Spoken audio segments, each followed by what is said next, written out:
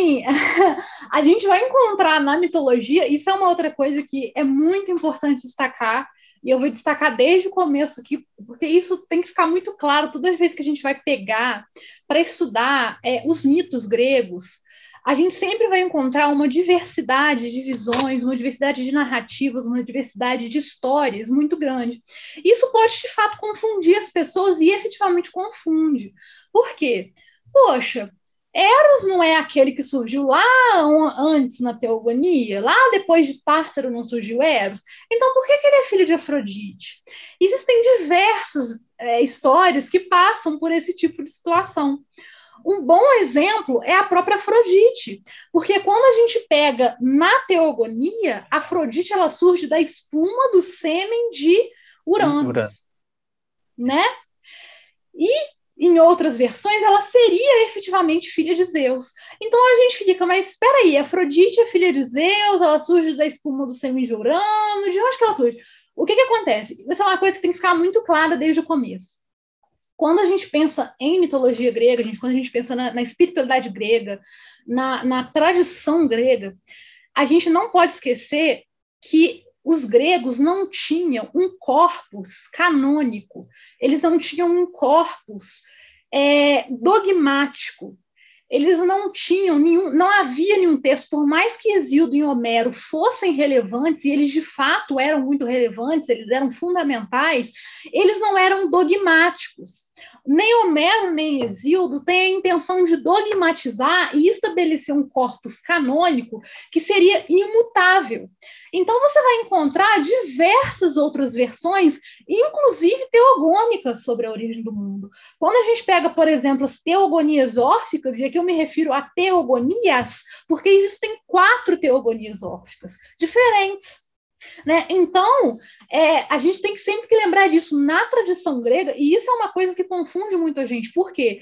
Porque nós, né, sejamos ou não cristãos, né, isso independentemente disso, toda a nossa criação foi realizada em um contexto em que há religiosamente um texto hegemônico que organiza e ordena o todo a partir do Gênesis, né? E daí não tem contradição. Não existem dois deuses com versões diferentes. Né? É aquele Deus do Antigo Testamento e depois você vem para o Novo Testamento, que seriam os Evangelhos de Jesus. A gente não tem...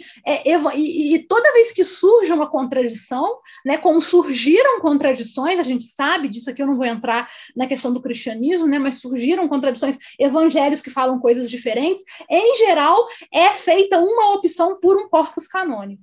Isso não acontece na Grécia. Isso não acontece de jeito nenhum na Grécia. Existem diversas versões, né? E todas elas encontram a sua validade. A gente tem que pensar na própria característica do politeísmo grego, ou seja, como que os gregos organizavam a sua própria tradição.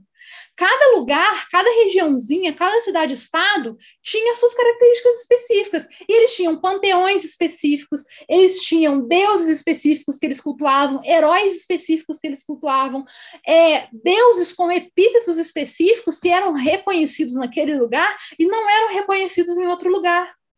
Então, quando a gente pensa em Grécia, a gente tem que pensar... É difícil falar essa palavra, mas a gente tem que pensar em uma espécie de confusão que fazia sentido para o grego. Tá? É nisso que a gente tem que pensar. Existe muita discussão sobre isso. Existem, por exemplo, teóricos como o Jean-Pierre Vernant, né, que você já até mencionou, que vai falar que havia um núcleo comum de organização, tá? E haviam teóricos, por exemplo, como Walter Burkert, que vão falar que não, que era um caos em potencial. Aqui causa o sentido de bagunça mesmo, tá, gente? Era uma bagunça em potencial. Cada lugar vai ter a sua versão, cada lugar vai ter o seu Zeus, o seu Apolo, o seu Afrodite, cada um. Tem lugar que nem vai saber direito da existência de um deus, tem lugar que já vai cultuar aquele deus em primeiro lugar. Então, assim, independentemente da versão que a gente escolha, né, o que a gente vai concordar mais com Burkert ou com Vernão ou com qualquer outro teórico, a gente tem que ter isso em mente, né, que existem versões divergentes que, de alguma maneira, os gregos conseguiam ordenar e conviver com isso. Isso seria uma coisa que para nós é muito difícil imaginar, né? É muito difícil imaginar, vamos supor que houvesse 3 Bíblias totalmente diferentes no âmbito do cristianismo que a gente tivesse que conviver com elas.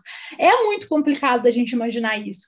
Para os gregos, não, eles conseguiam interpretar, né, de alguma maneira eles conseguiam organizar, né, na imaginação deles um Eros originário, né, que é esse Eros da teogonia, o Eros filho de Afrodite e o Eros filosófico, que é aquele Eros de Platão, né, aquele Eros de Sócrates, que Sócrates vai narrar no banquete, né? Então, assim, isso para os gregos era uma coisa muito normal, muito comum.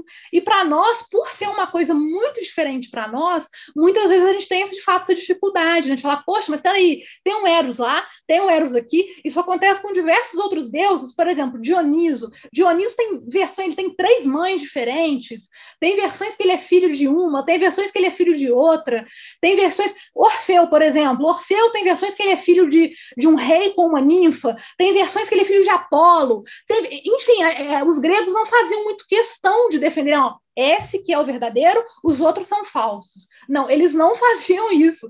E essa é uma coisa que tem que ficar muito clara quando a gente vai começar, né, a entrar na mitologia grega, a entrar no estudo da tradição grega. Porque senão a gente vai ficar confuso mesmo. Então, sim, eu quis fazer esse parênteses aqui, né, que é um parênteses muito importante para a gente entender a Grécia. Sim, havia um Eros, que é esse Eros primordial, que oferece a condição de possibilidade para Uranus e Gaia se unirem em amor, né? E sim, há o Eros filho de Afrodite, que é o Cupido, né? Que vai estar o tempo todo ali auxiliando Afrodite nas suas aventuras românticas ali, né? E tal. E existem essas diversas versões, essas diversas narrativas que vão aparecer, e os gregos, de alguma forma, que até hoje eu estou tentando descobrir como, mas de alguma forma eles conviviam com isso. O que eu ia perguntar para você é que a gente vai passar a falar sobre a questão do nascimento dos titãs.